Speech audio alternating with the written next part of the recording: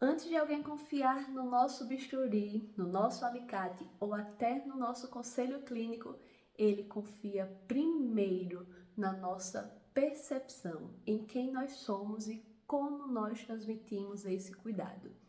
Na podologia, a técnica ela é fundamental, ela é essencial em todos os o passo a passo do nosso trabalho. Porém, o posicionamento ele é o grande diferencial, porque é ele que vai mostrar o que eu tenho de diferente de outro podólogo que oferta o mesmo serviços. E é isso que nós vamos ver no nosso desafio de hoje.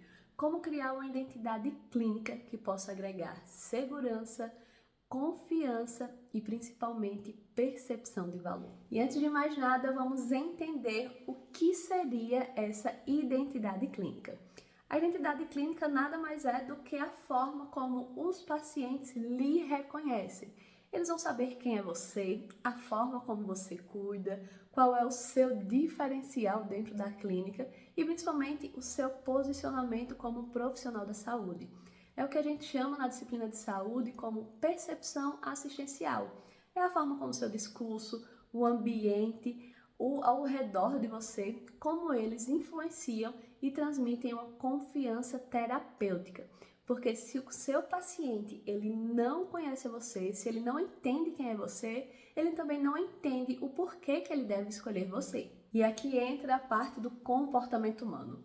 Quando alguém ele vai procurar um profissional da área da saúde, o cérebro ele tende a fazer o filtro de segurança psicológica avaliando 4 pontos. O primeiro deles é a identidade percebida.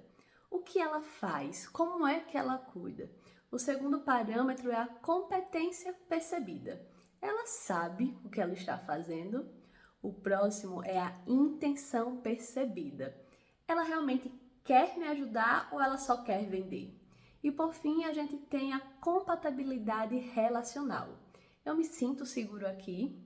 Aí você percebe que o seu paciente, ele não compra o que você vende.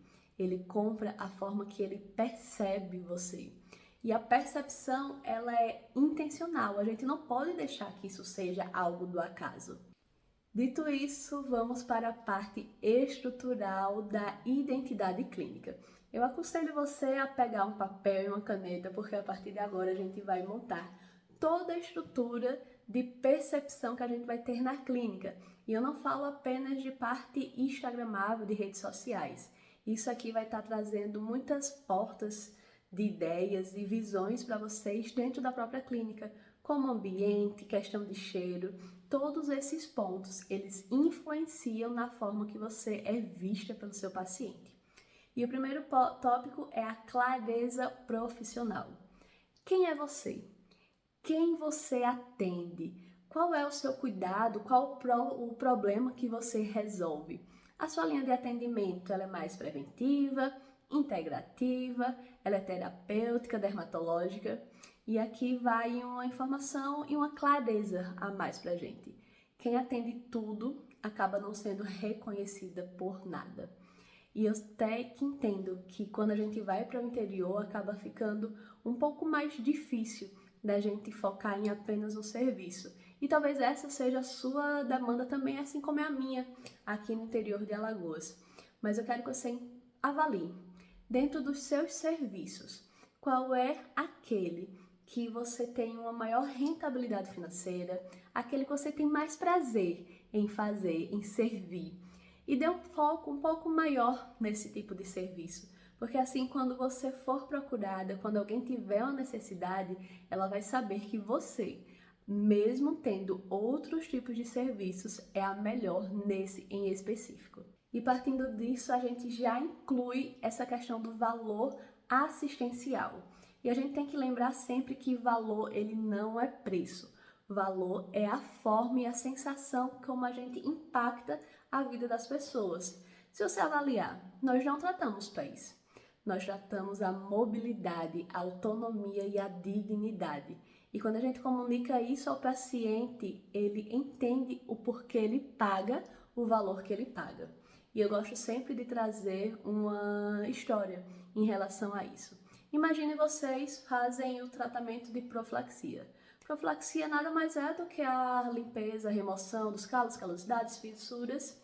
Se eu chegar para alguém e falar o que é isso da profilaxia, isso vai convencer. Quem estiver precisando do serviço vai entender, eu quero, eu preciso. Mas deixa eu te contar uma história. Quando eu iniciei aqui na podologia com a minha sogra, eu não iniciei como intenção nenhuma de ser uma profissional da área da podologia. Muito pelo contrário, eu vinha para gravar, ajudar, sempre gostei da parte do digital, até que um dia um atendimento ele me marcou. Durante o procedimento, a paciente ela tinha muitas rachaduras, muitas fissuras decorrente da obesidade, de problemas de pele, e quando terminou, após longas 4 horas, ela começou a chorar. E a gente ficou sem entender o porquê que ela estava chorando.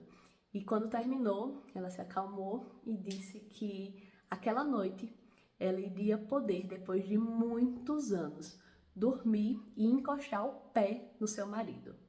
Tá vendo como muda? Como essa percepção de valor mudou?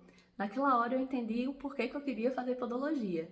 Mas quando a gente conta isso, quando a gente percebe o valor do nosso serviço, a gente entende a preciosidade e a importância que tem dentro desse serviço. A partir disso eu entendi que a nossa área da podologia, ela estava ajudando a moça daquela situação a ter uma linguagem do amor dela reavivada. O toque físico, através de um pé que estava limpo, estava hidratado, ela poderia dormir bem com seu esposo naquela noite. E o que eu acabei de fazer com vocês nada mais foi do que a construção de uma narrativa. A gente não precisa ter um roteiro cinematográfico para criar uma narrativa.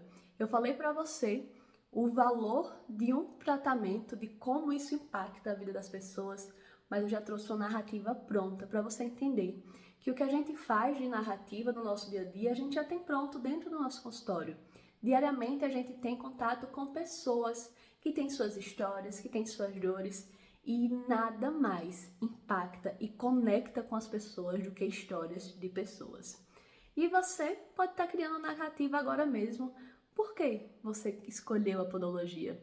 Qual é a sua história por trás da podologia?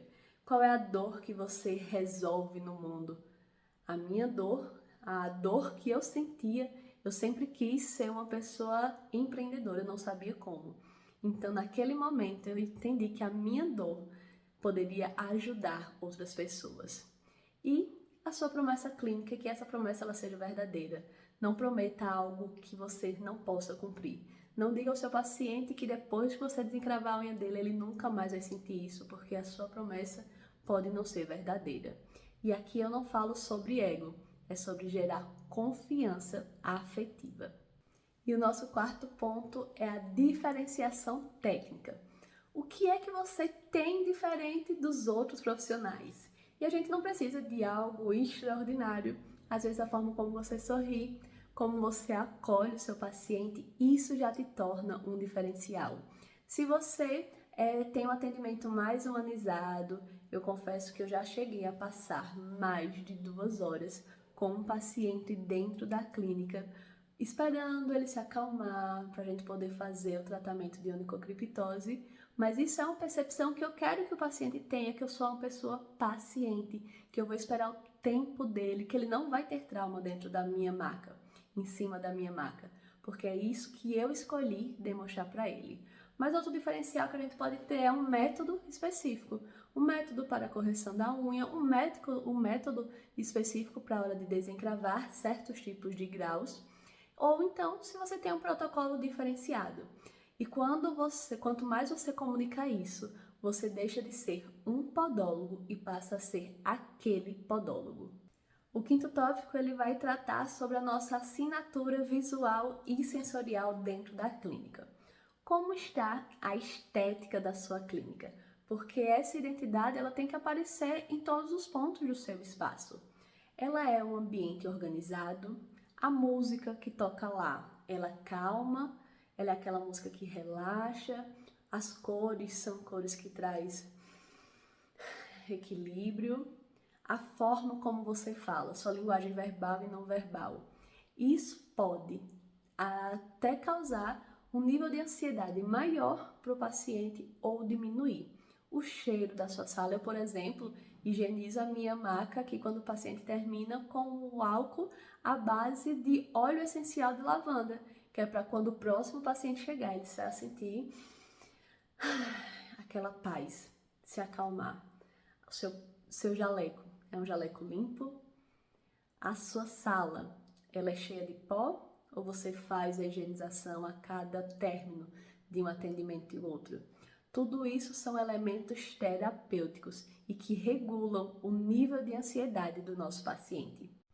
E eu trouxe alguns exemplos para ficar um pouco mais claro para vocês. Observe, vocês estão lá, procura-se podóloga em Arapiraca. Bem, achei. A primeira, quando eu entro na bio dela do Instagram, tem bem assim: atuo como podóloga geral. Só isso. Deixa eu ver se tem mais. Na próxima já tem assim: sou podóloga, especialista em prevenção e reabilitação funcional dos pés. Qual das duas você iria escolher? E se eu te falar que as duas frases têm o mesmo fundamento, porém uma tem intencionalidade na forma como ela é transmitida. E essa intencionalidade, ela transmite uma percepção de valor ainda maior.